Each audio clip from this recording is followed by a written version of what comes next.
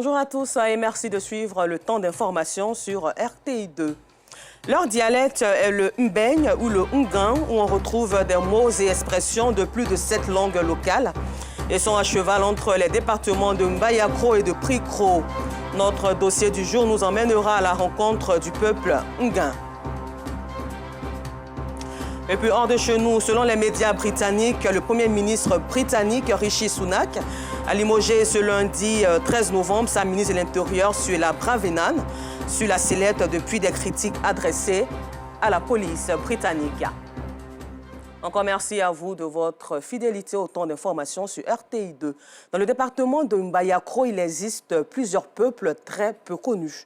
Les Adjéabè, qui sont des Baoulés et les Mbey, communément appelés les Ngans, à cheval entre les départements de Mbayakro et de Prikro, avec pour chef-lieu de sous-préfecture Bouguera. Le dialecte est le mbeng ou le nguin, où on retrouve des mots et expressions de plus de 7 langues locales.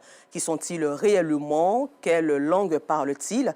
Des interrogations auxquelles Théodore Zouzou, Maïssa Kogey, Gilles Tonian et Seydou Ouattara répondent dans ce dossier. Sur ce marché de Bonguera, chef-lieu de sous-préfecture dans le département de Mbayakro, région de Lifou, cet homme de Dieu évangélise en langue locale nguin, puis en baoulé. Un choix bien justifié. Il y a des gens ici qui sont baoulés, il y en a aussi qui sont nguin. Donc je prêche en français un peu, je prêche un peu en baoulé, et puis je change à nguin. Il y a des nguins qui comprennent baoulé, il y en a aussi qui ne comprennent pas. Ici, parler nguin permet de mieux se faire comprendre par les autres. Le nguin est perçu comme une mosaïque de langue locale. C'est un peu mélangé, il y a baoulé, il y a djoula, bon, il y a un peu tout dedans. Il y a guéré, il y a un peu tout dedans en tout cas. Moi-même, je ne comprends pas, mais il y a un mot dedans que je comprends. C'est normal, plus qu'un nguin, nous on ne comprend pas un nguin. Donc quand lui il prêche en baoulé, là ça nous permet aussi de comprendre ce qu'il veut dire. Quand il prêche en français aussi, ça nous permet aussi de comprendre ce qu'on veut dire. C'est cette langue locale qui est parlée par ces anciens sous l'arbre à palabres.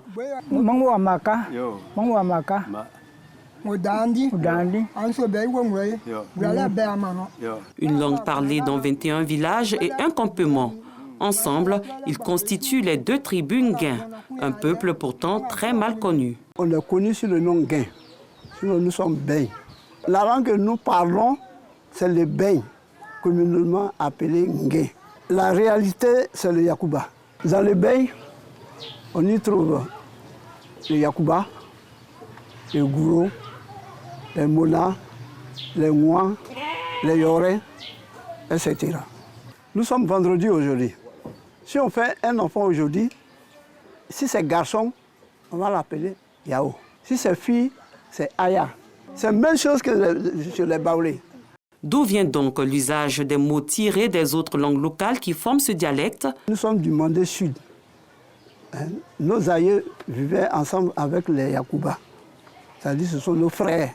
Nous étions au Mandé Sud, le peuple s'appelait Waya. L'Ouest a dit ouais. C'est une grande famille. Les pères étaient mariés à 2 femmes. Ces 2 femmes ont eu des histoires. Et puis, il y a eu décès. C'est devenu une guerre. Bon, cette guerre a fait que les gens se sont dispersés. Bon, ces groupes qui se trouvent dans le département de Mbayakro aujourd'hui sont partis vers le sud. On est parti par le Togo, ainsi de suite, et puis on est arrivé ici. Les Baoulés, ils sont venus nous trouver, et puis à force de se côtoyer, on a parlé un peu et puis on a mélangé. Ce peuple travailleur est à majorité cultivateur.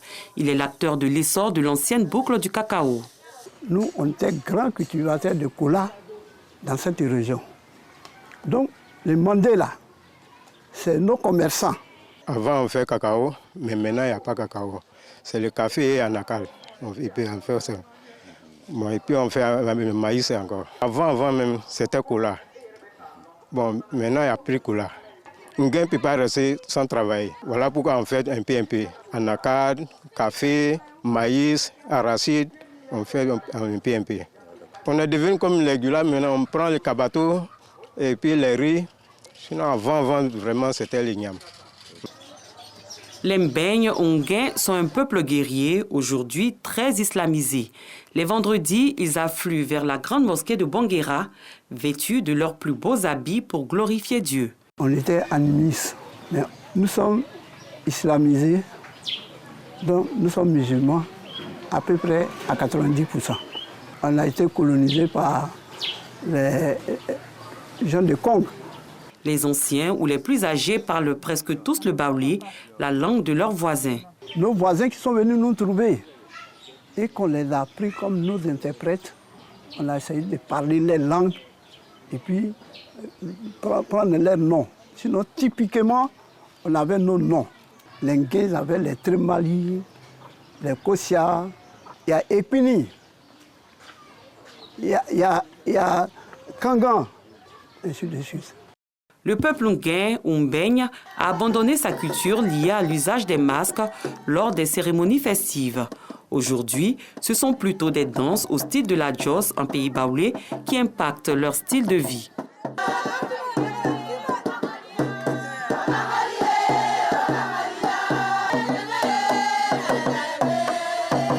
Quand on est arrivé, les danses de résistance, on les faisait comme les Yakoubala. Il y a des danses de fétiches, tout ça on les faisait. On s'habillait même, normalement même comme eux. Même accouplement, on a tout abandonné. La religion ne nous permet pas de faire ce genre de trucs. Ce petit peuple, à l'image de son chef-lieu de sous-préfecture, est non seulement méconnu, mais enclavé. Il vit dans une véritable léthargie, ce qui oblige son sous-préfet à vivre à Mbayakro. Il plaide pour une amélioration des voiries à Banguera et celle qui les relie aux autres villages répartis entre Mbayakro et Prikro. La circonscription a d'énormes problèmes d'eau potable. Il y a également le réseau routier qui enterre, qui se dégrade avec les eaux de ruissellement dues aux pluies souvent diluviennes. Et l'absence de logement fait qu'on a du mal à vraiment loger décemment les fonctionnaires qui vivent dans la circonscription, notamment les enseignants. Cela fait aujourd'hui 16 ans que la sous-préfecture et la résidence se trouvent à Mbayakro.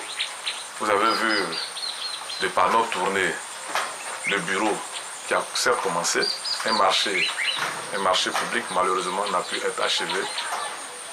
Et pour cela, nous en appelons toujours à nos supérieurs pour que une solution soit trouvée. L'hôpital, on n'a pas d'ambulance et l'évacuation des malades est souvent un sérieux problème. J'appelle au rassemblement des cadres, j'appelle également à la cohésion, la bonne cohésion sociale des fils d'abord du village, associée à celle des cadres pour qu'ils prennent en main le destin de leur cité. Les Nguins sont un peuple qui fait partie du canton Adjé-Abé du département de Mbayakro. Bien qu'ils aient une langue où se retrouvent des expressions et mots de plusieurs autres langues locales de Côte d'Ivoire, c'est un peuple unique à part entière.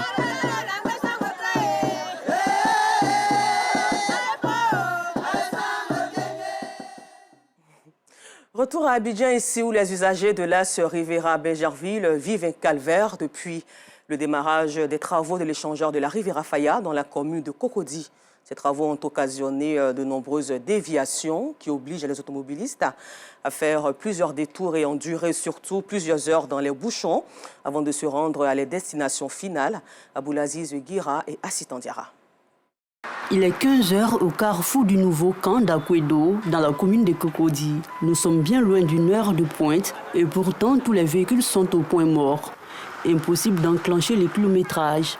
Ces bouchons sont présents tout le long du boulevard Mitterrand, rebaptisé boulevard Germain Kofi Gado. En raison de ces travaux, plusieurs artères de l'axe Rivera-Palmeraie-Bégerville sont rétrécies.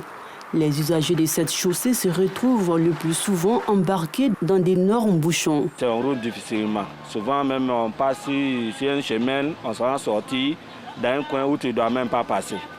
Et puis après, tu es obligé de faire le grand tour encore pour plus se rattraper où tu t'en vas. En principe, je devais partir vers Faya, mais tu es obligé de passer ici parce qu'ils ont carrément fermé l'autre côté. On est obligé de passer dans le couloir pour sortir ici. Donc c'est tellement difficile. que ces sociétés qui font les travaux là, s'ils peuvent accélérer un peu pour qu'on puisse être libre. Sinon, on sait que c'est bon, c'est pour l'évolution de la Côte d'Ivoire, pour qu'on puisse être à l'aise. Mais que l'État fasse un peu d'effort pour nous les usagers, parce que c'est difficile. Actuellement, le bouchon est au niveau de l'ancien camp. Voilà, au niveau de l'ancien camp jusqu'ici. On a fait près d'1 heure de temps. Ce carrefour se trouve à moins de 5 km de là. Ce difficile trafic empiète sur l'activité des transporteurs de la zone. La recette quotidienne a connu une légère baisse. Pour le moment, comme ils ont réduit la voie, ça agit sur nous. Mais quand ça va finir, ça va aller. La circulation n'est pas trop ça. Mais on fait avec, comme c'est pour rien le pays. Il y a le jour, on a envie de faire 5 voies pour qu'on ait avoir beaucoup d'argent. Bon, ça vient trouver, il y a trop d'embouteillages. Bon, ça nous appelle souvent de faire 5 voies. Pour rattraper le coût, ces transporteurs ont augmenté les prix du transport aux grandes dames des populations. Nous avons constaté depuis un moment donné que les prix du transport ont augmenté depuis Adjamé jusqu'à la voie de Benjerville. Adjamé ici 200, 300. Mais aujourd'hui à Adjamé ici, j'avoue que quasiment c'est 500 francs. Donc le prix a presque doublé. Ces échangeurs en construction vont contribuer à décongestionner le trafic sur le boulevard Germain Kofi Gado, lancé en avril dernier. Ces travaux vont durer 33 mois pour un coût de 75 milliards de francs CFA. En attendant de pouvoir profiter des bienfaits de ces échangeurs, les usagers du boulevard Kofi Gado devront encore supporter ces files d'attente dans les bouchons. À quelques jours de la canne de l'hospitalité, la Côte d'Ivoire se prépare à grands pas. Les rues sont en train d'être embellies. Sur le terrain, les travailleurs ne perdent pas le temps. Ils s'activent depuis la fin du mois d'octobre pour donner une fière allure à la ville d'Abidjan. Ces travaux d'embellissement de la ville concernent toutes les rues principales des différentes communes d'Abidjan. Et notre reporter Clarisse Kanyala a fait le constat sur l'autoroute du Nord et le rond-point de la Riviera 3 pour vous. À 62 jours de la canne, les travaux d'embellissement des voies avancent à grands pas sur l'autoroute du Nord en partance pour Yopougon. Le travail est méticuleux. Les ouvriers doivent d'abord dépoussiérer ces barres de protection, passer au lavage soigneusement avant de poser la peinture. Pour faire un bon travail, là, il faut tous ces éléments-là. C'est pour enlever la saleté qui se trouve sur les séparateurs. Là. Voilà, pour que la peinture puisse bien prendre. Nous sommes fiers de travailler dans le pays zoo. Ouais, la canne arrive chez nous sommes fiers de ça. Ces travailleurs sont à la tâche 7 jours sur 7 depuis fin octobre pour tenir dans les délais. Chaque jour est mis à profit pour avancer dans les travaux. La bonne que vous voyez, d'abord, c'est là de belles lurettes. C'est normal pour un marché pareil. Il faut nettoyer pour que la poussière, l'humidité qui demeure depuis de temps soit écartée. Pour qu'avec la peinture qui va passer, vraiment elle marque un peu la beauté de ce trottoir-là. Pour l'heure, toutes les voies principales des différentes communes d'Abidjan sont concernées par ces travaux d'embellissement. Au rond-point de la Riviera 3 dans la commune de Cocody, les travailleurs sont également à la tâche pour donner une fière allure à la ville d'Abidjan avant janvier prochain.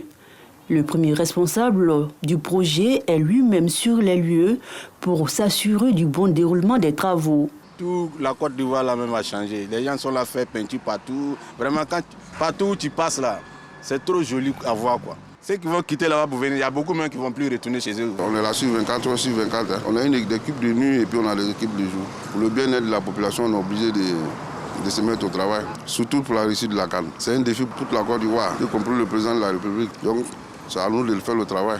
Ce n'est pas quelqu'un d'autre qui va le faire à notre place. Pour la canne de l'hospitalité, la Côte d'Ivoire s'est engagée à redorer l'image de la ville d'Abidjan pour offrir aux amoureux du football un cadre agréable.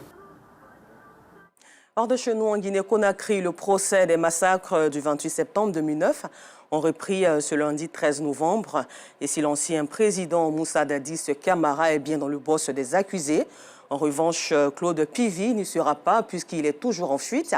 Depuis le 4 novembre, ce procès sera dorénavant sous haute surveillance, 9 jours après la tentative d'évasion de Moussa Dadis Camara et de 4 autres responsables de son régime. Et puis pour terminer ce temps d'information, selon les médias britanniques, le Premier ministre britannique, Rishi Sunak, a limogé ce lundi 13 novembre sa ministre de l'Intérieur, Suella Braverman, sur la sellette depuis des critiques adressées à la police dans le cadre d'un remaniement à l'approche des élections législatives de l'année prochaine. Encore merci à vous de nous avoir suivis et bonne suite au programme sur RTI2.